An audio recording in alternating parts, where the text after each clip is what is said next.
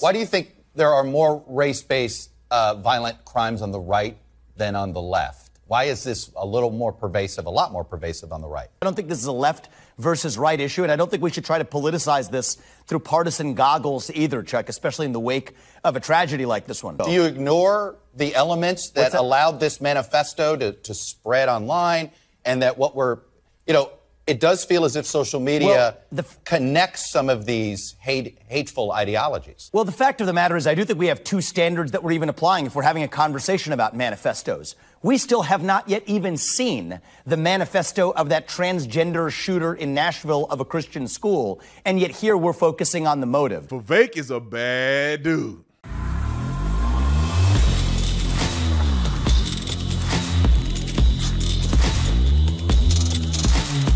This video is brought to you by TatumStore.com. TatumStore.com, ladies and gentlemen, get you one of these shirts, Teflon Don.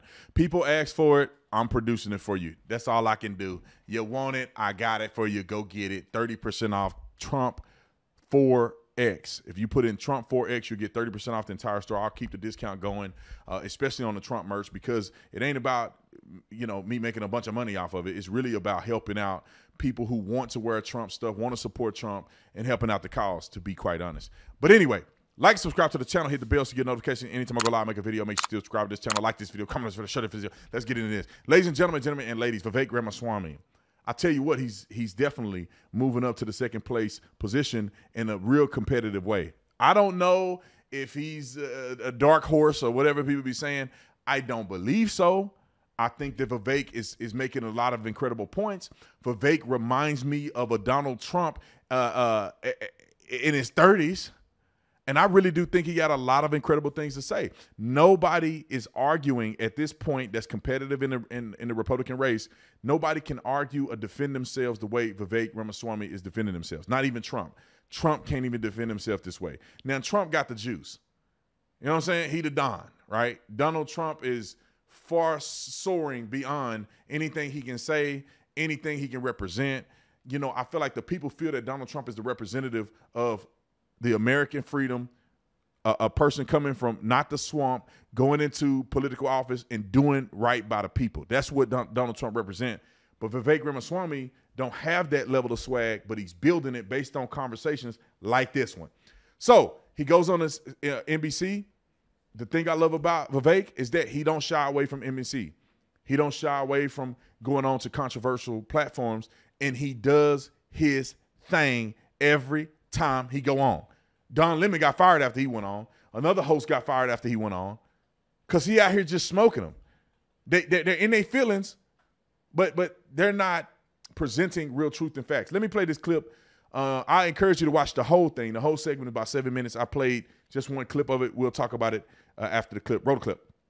Why do you think there are more race-based violent crimes on the right than on the left? Why is this a lot more pervasive on the right?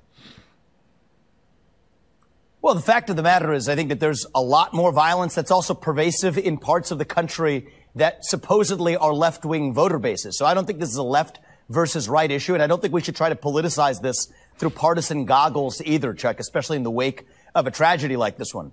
The fact is there are more black men dying on the south side of Chicago. Do you ignore the elements that allowed this manifesto to spread online, and that what we're, it does feel as if social media connects some of these hateful ideologies? Well, the fact of the matter is I do think we have two standards that we're even applying if we're having a conversation about manifestos. We still have not yet even seen the manifesto of that transgender shooter in Nashville of a Christian school, and yet here we're focusing on the motive. So if we want to look at this through a politicized lens, let's look at what the political media and the political establishment is doing differentially in how they analyze different crimes and then create a new narrative around it. The fact is, what I said in the Nashville shooter case, I will say here. Any killing, any mass killing is heinous. We need to get to the root cause of the mental health epidemic, address that. We need leadership that sets the right tone in this country. But if we are going to talk about manifestos and politicization, Chuck, I think it is incomplete not to look at the absence of releasing that Nashville shooter manifesto even as of today. So I personally traveled to Nashville to call for it. And that, I think, is the best evidence of real politicization in terms of what the public sees and what the public doesn't. I want to apply one standard for everybody. I don't want to look at this through partisan goggles. I want to look at this through one standard of the rule of law for everybody. And it gets crazier. I should have taken the time. Maybe we'll put the rest of the clips in there without me reviewing it because I don't have time to go through it right now. But I've seen the clips. I watched the full interview, and Vivek hit him on 5 or 6 points. He tried to call Vivek out for his book, and he said that you called Donald Trump a sore loser in your book. Vivek stood on his own too and said, I think it is not a winning strategy to keep talking about the past. We need to move forward. We understand what happened in the election. We need to move forward. Continuing to waddle in it is not going to help us move forward. He said, I addressed it on Trump's side as well as Stacey Abrams. In your book, which wasn't written that long ago, you wrote, the fact that all of our governmental institutions so unanimously found no evidence of significant fraud is telling. Furthermore, I've talked to many Republicans at all levels of government, and not one has ever presented convincing evidence that the 2020 election was stolen from President Trump. Very few have seriously tried. I don't believe that most Republican politicians actually think the election was stolen. So you went from there, let me address and this. 11 months later, your views have changed on January 6th. Again, this book was written September of 2022. Chuck, I'm happy to address that if you're interested. Yeah. Yeah, so and read exactly that chapter in the book. I drew a sharp distinction between what I did see as the interference in the election that mattered, which was interference by big tech. I'm data-driven. There's hard data showing that many voters, many independent voters, would have changed their result enough to influence the outcome of the election if they had been exposed to what we now know to be the truth about the Hunter Biden laptop story. By contrast, I've also been clear. I have not yet seen evidence that there was ballot fraud of a scale that would have changed that result. First of all, you never talked about the tech stuff in your book. This is a new thing. It is that's false, Chuck. You have not talked about this Hunter Biden in Nation of Victims aspect of it. We were looking Chuck, for it. I think you have not. I think you have not read Nation. I think you have not read Nation of Victims. Literally read the book. There was about 20 pages of content devoted to this, and I also bring it up in You didn't write about election fraud that way. It's fine, but you don't have an obligation to read my book. But if you do, quote it correctly. We have been, and let me quote it again. You're referring to Republicans. We use stolen election theories as a backdoor to embracing our own victim identity path, pursuing an easy path to power. Throughout this entire book, you mock the entire January 6th aspect. You absolutely criticize Donald Trump for being a sore loser. You write about it in a way of making your point that we've become a nation of victims. And right now on TV, you're doing the exact opposite. I'm not. Chuck, actually want to be very clear. I preached to conservative audiences I was in Iowa over the last 2 days, and what do I tell them? We're not going to be victims. We're going to be victorious. Whether I'm talking to the left or the right, I say the same thing.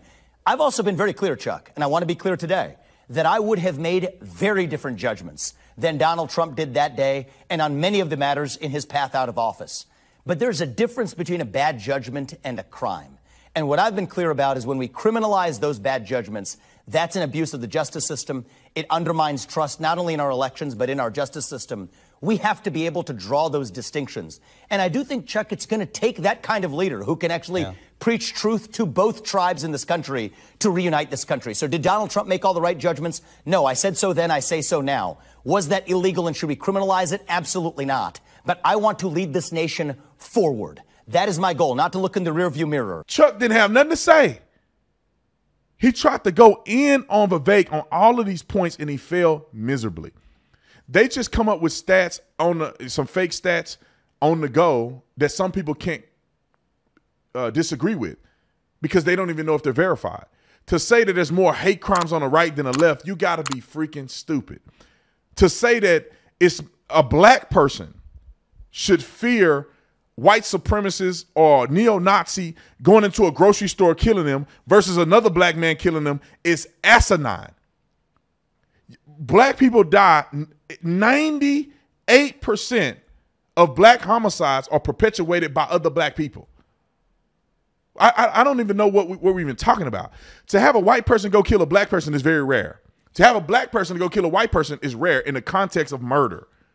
But black people kill white people twice as much as white people kill black people. Look at the FBI statistics. So if you want to compare races, black people are more violent to whites than whites are against blacks. Black people kill each other far more than whites will kill blacks. So if y'all want to act like this is some type of epidemic, why don't you go look at Chicago where people are getting shot every day, all day, every weekend? And let's talk about that mass shooting. So apparently in the mass shooting that just happened at a white person went into a black grocery store, 3 people died. There's more than 3 people die every weekend in mass shootings in Chicago.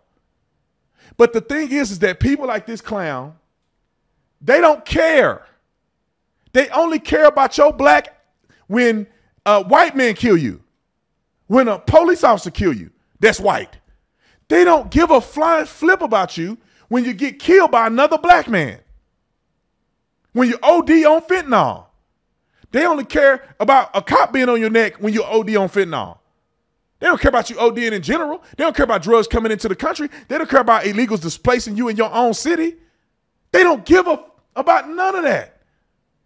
They only talk about it for political purposes. They don't care about black people. They hate black people.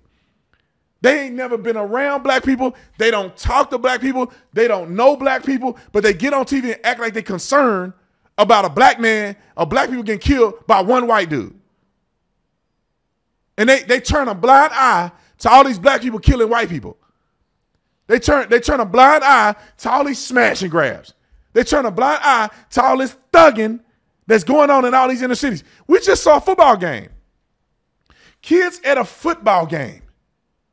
Shooting at a football, on the field. Players are getting shot during a football game in the black community. That is a mass shooting. Chuck or none of these other cowards are going to talk about it because it's black people killing black people. And I don't know if nobody died. I just see people getting shot on the field and players going face down. You'll never hear that story. It'll never be on the news. Nobody give a flying flip. I'm sick of the virtue signaling. Thank God that Vivek stood up for himself. And yeah, I encourage y'all to watch the full interview because it was really good. But screw these people on the left. I'm sick of these people lying and acting like they so virtuous and weaponizing empathy. I'm sick of it. Let me get off here before I pass out. I'll see y'all in the next video. I'm out.